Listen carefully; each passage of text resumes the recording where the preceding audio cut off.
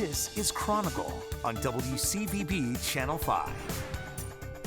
Good evening, everyone. A black man was beaten, tortured, and killed in a jail cell after being arrested for a crime he did not commit. Perhaps this story sounds familiar to you. After all, it's a scenario that has played out for black men in this country for centuries.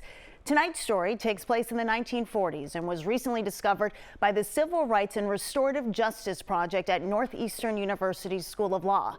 Students proved that Henry Peg Gilbert, a black man, was arrested and lynched without legal evidence.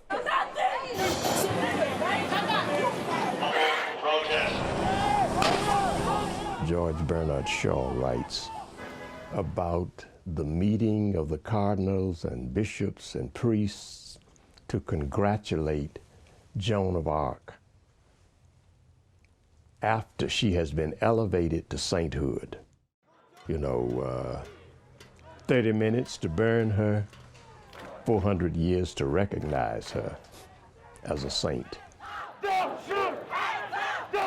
And when the time comes for Joan to speak, she looks at all of them and says, "Can you unburn me?" That must be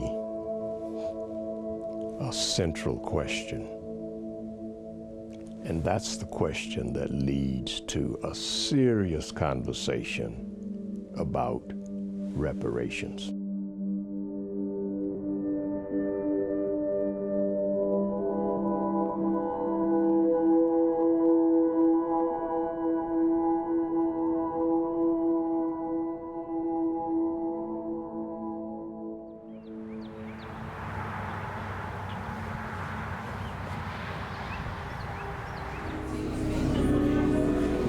Afternoon. I'm Tara Dunn, and I'm representing the Civil Rights and Restorative Justice Clinic. As a second-year law school student about a year ago, I was handed a folder with the name of Henry Peg Gilbert, and I was told to research his story because it was a part of a grander scheme to uncover the true facts of these forgotten travesties of racial violence. Our project is about 10 years old. We examine cases from the Jim Crow and Civil Rights era from 1930 to 1970.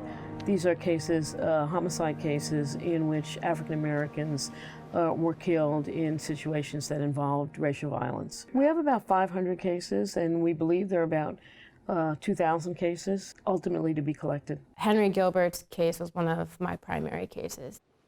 There were no police records. Back then, they barely issued warrants. There are multiple times where we would call a state agency and they said, well, these records were lost in a flood or a fire, or we just don't have them.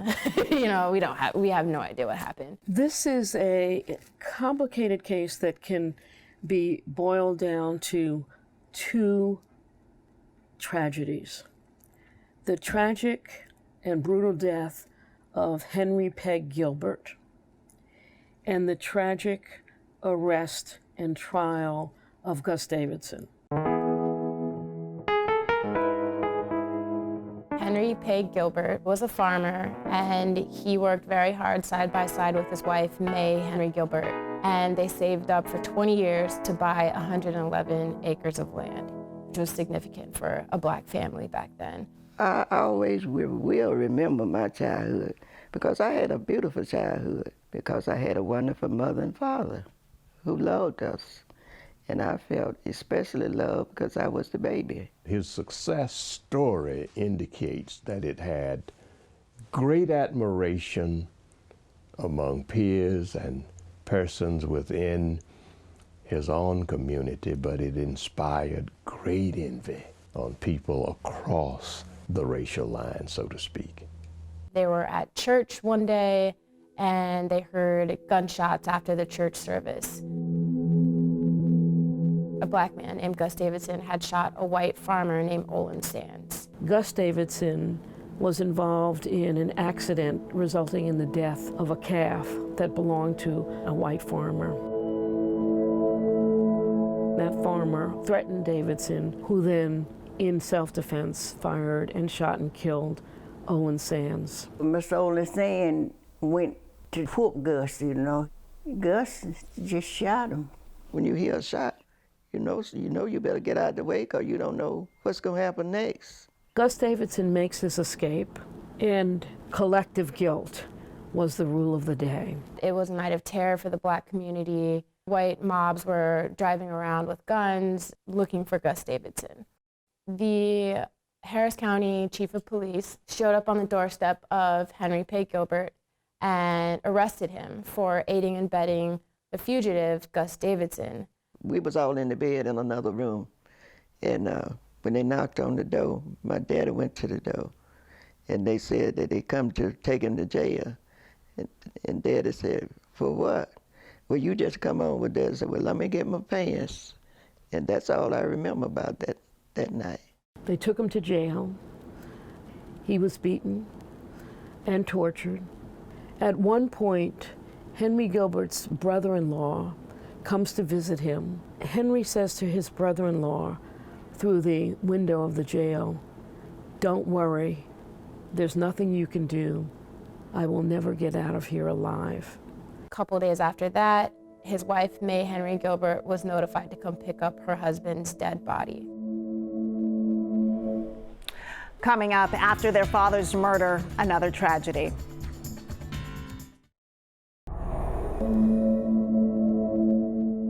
The injuries that Henry Gilbert sustained included 5 gunshot wounds, a crushed skull, crushed ribs, and a broken leg. We saw him at the funeral. He had broken ribs, bruises all in his face, broken arm, broken leg. They just beat him to death. His face was all bruised and scarred up and everything. He looked different he did when he was living, because he always had a smile and everything.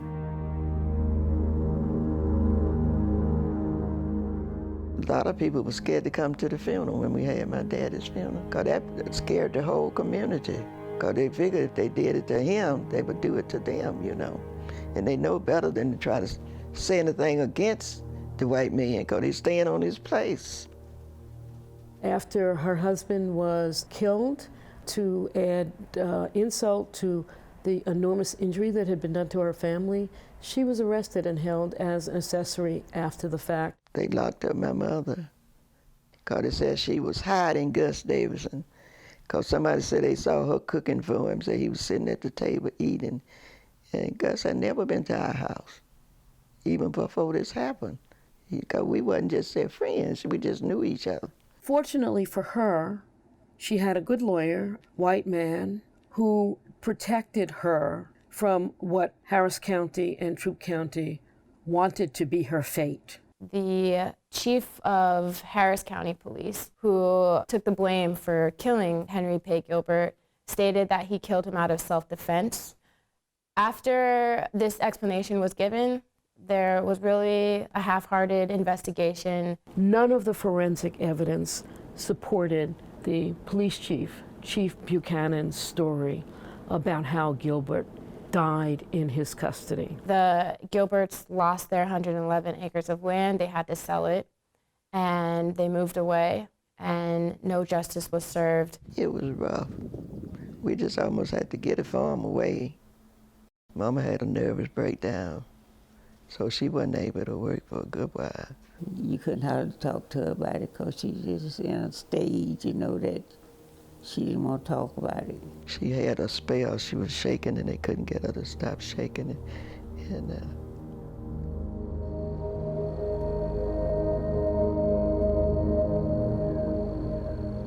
he was brutally, unjustly murdered because him and my grandmother had the will and the wisdom to build something in a time that, because of your color, you were not supposed to be able to have this.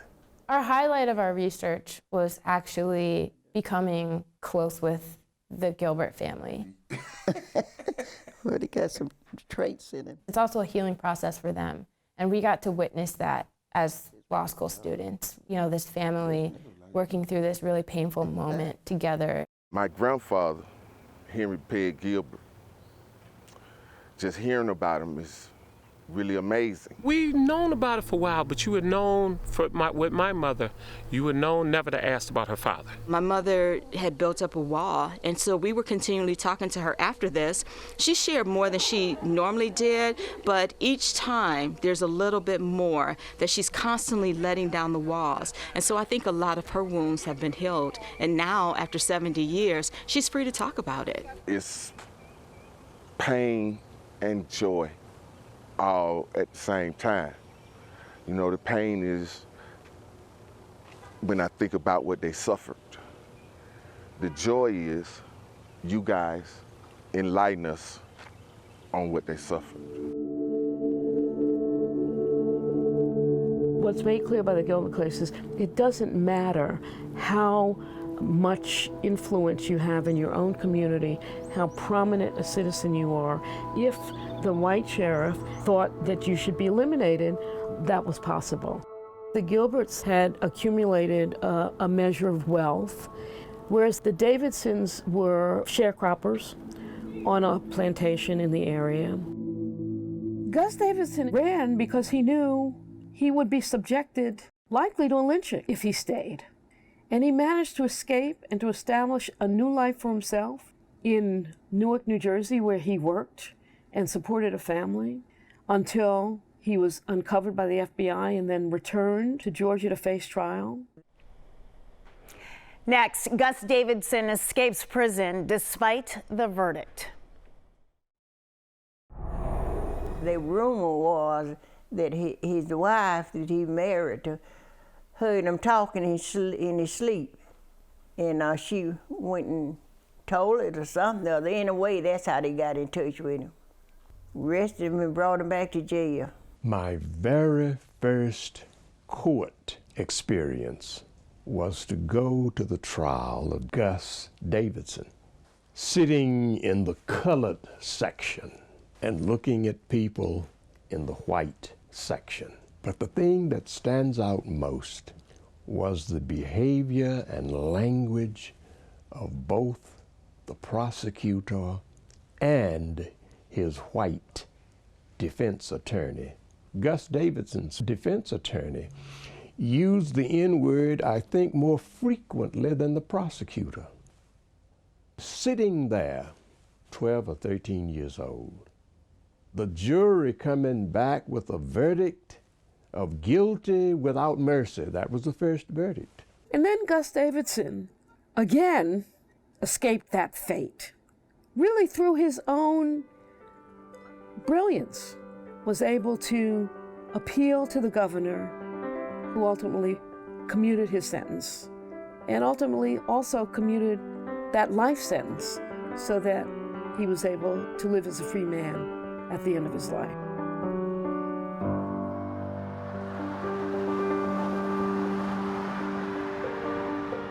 A sack full of little pieces of bones. That is what May Henry Davenport Gilbert told a journalist she had left after the state of Georgia, the counties of Harris and Troup, and yes, the United States of America had their way with her husband. I am honored to take part in this ceremony and acknowledgement. The acknowledgement that in 1947, the criminal justice system failed. And those words are hollow and empty if a person's heart is not changed. And the darkness in that heart can only be gone if Christ is with us. As long as you keep our inheritance, you can stand up and say, you sorry. Okay, you sorry. What you gonna do after sorry? As long as we don't have what my grandfather and grandmother worked so hard for, our family tree is still broken. As we came here a year ago looking at our gravesite, as I looked up onto the horizon, I noticed that we were being watched by cows. And when I got back home, I told my mother, As we were looking at her father's gravesite, it looked like the cows was looking at us. And she told me the little baby cow came from that farm and walked out into that road and was killed. And that's how this whole thing started. All right.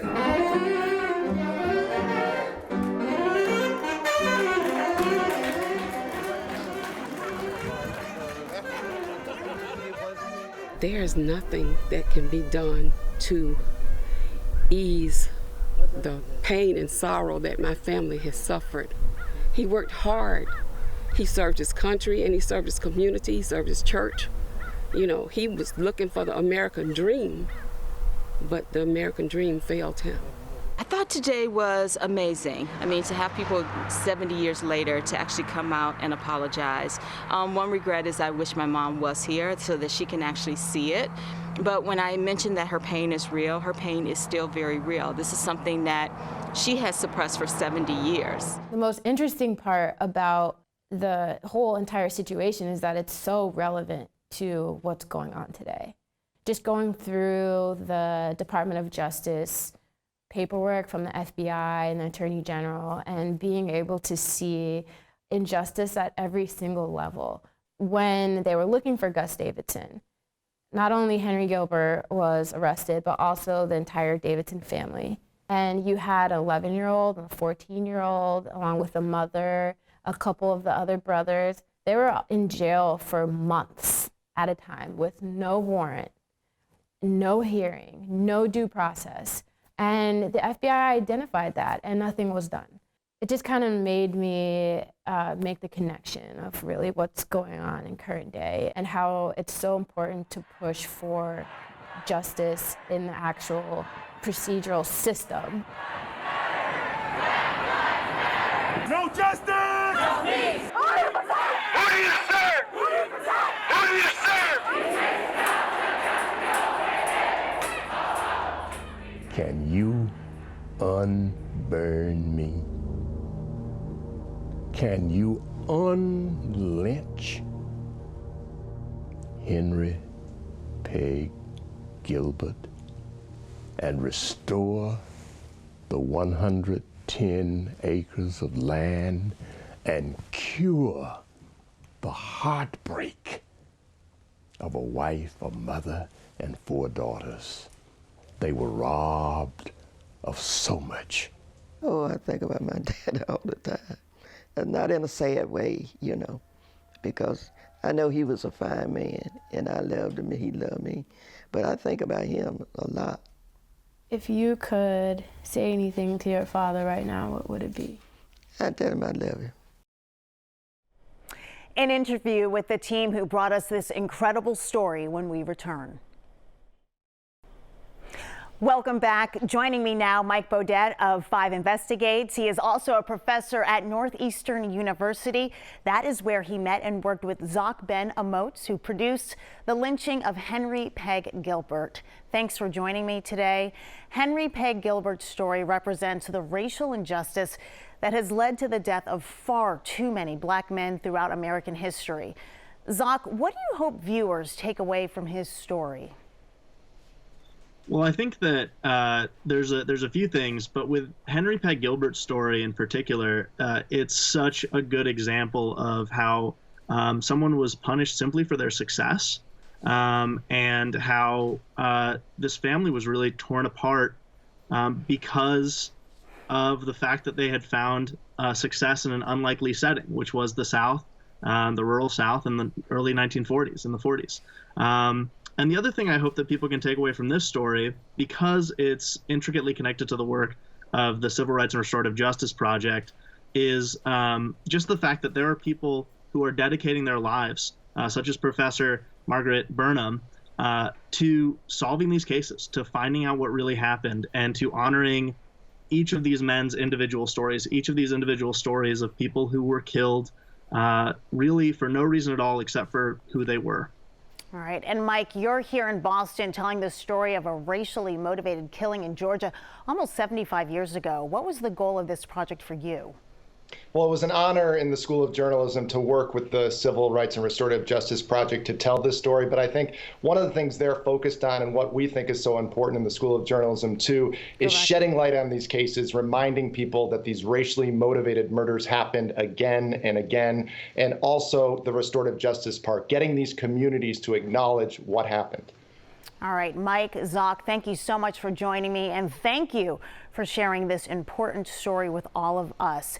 That is Chronicle for tonight. Thank you so much for joining us. We hope that you and yours are staying safe and healthy. Have a wonderful weekend. We'll see you back here on Monday night for another edition of Chronicle. Good night, everyone.